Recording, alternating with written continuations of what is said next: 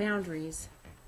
Um, in last week's chat on boundaries, I once again had more material than I had time to cover, and I failed to mention the most basic boundary of all, and that is the boundary of the body.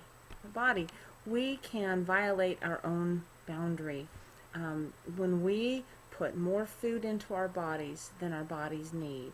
That is a violation of the most basic boundary. God has established a portion that is required in order for our body to maintain its optimal health, and based upon a number of things, based upon our size, our ideal size, how much extra weight we're carrying, and how much of that God intends for us to shed, which only He knows usually, and also based upon our energy needs, which you can do all the calculations you want to calorie-wise, but I don't recommend it.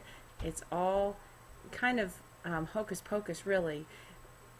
God has chosen to use hunger and fullness, hunger and satisfaction, to indicate when I need to eat and when I don't. And when I violate that basic boundary, I find myself in a world of hurt, oftentimes emotionally, because I'm devastated and disappointed in myself, but spiritually because I have said no to His leading, and then physically I create bigger issues for myself.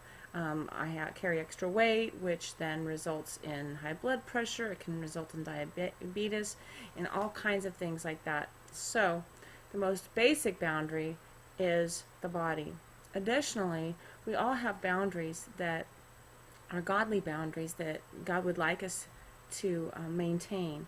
And boundaries are something that within those boundaries we can delight in complete freedom.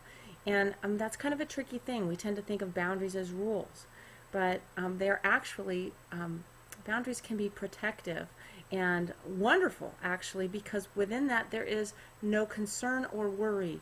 There is freedom. And boundaries can be established for us by God as we wait on Him and sense His leading, and they can change over time. God may lead us to establish a set of boundaries and then later on broaden them, depending upon, well, any number of things. It's a personal leading. But I just want to encourage you that to view boundaries as something positive, as something that God intends not to restrict your enjoyment of freedom, but to enable you to, without cause to worry or have concern, to enjoy freedom within those that framework. I have boundaries for my horses. Outside of the fence line, if they were to take off and have a field day, they might eat poisonous plants, they might run into predators, they might injure themselves because they'd get all silly. But within the boundary of the fence line, they have complete freedom. They can buck and kick and have a party, and it's all good because they're protected within that boundary. So they have no cause or worry, and likewise for us. So I want to encourage you that godly boundaries that God may lead you to establish are really for your good. They're not rules per se. They are blessings, actually. The other boundaries are boundaries we need to have with other people. And we want to respect the boundaries of others. But also, if you are a people pleaser, you may struggle a lot with maintaining your boundaries.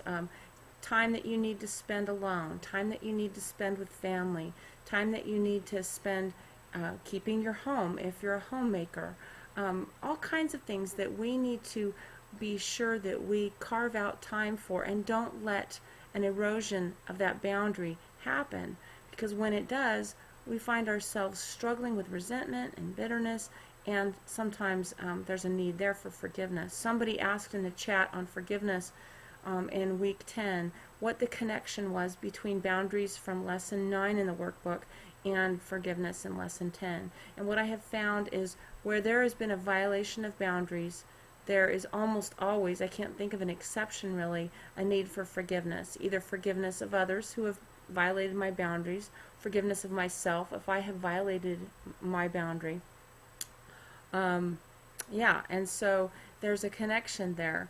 Likewise, when I feel resentment or frustration or wounding of some sort, there may be an indication that there's been a boundary that's been violated.